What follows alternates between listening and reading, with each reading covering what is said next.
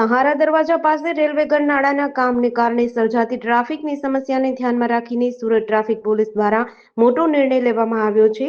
વાહન ચાલકોની સુવિધા માટે ફાલસાવાડી ગોલ્ડન પોઈન્ટ પાસે નવો વૈકલ્પિક રૂટ ખુલ્લો મુકાયો છે. પર્વત પાટિયા અને બોમ્બે માર્કેટ તરફ જતા વાહન ચાલકો હવે આ નવા વૈકલ્પિક માર્ગનો ઉપયોગ કરી શકશે, જેનાથી સમય બચશે અને સહારા દરવાજા પર ટ્રાફિકનું ભારણ ઘટશે. સુરત પોલીસની આ પહેલ ટ્રાફિક વ્યવસ્થાને વધુ સુદૃઢ બનાવશે. સારા પાસે રેલવેનું જે ગરનાળું છે એની કામગીરી રિપેરિંગ કામગીરી ચાલી રહી છે, જેના કારણે અડધું ગરનાળું બંધ કરવામાં આવેલું છે અને ટ્રાફિકની ખૂબ સમસ્યા સર્જાય છે.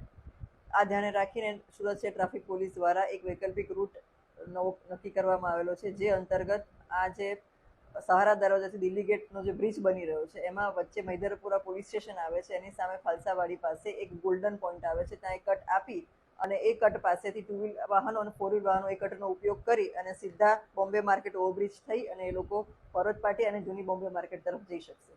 જેડીસી ન્યૂઝ સાથે સુનિલ ગાજાવાલા, સુરત.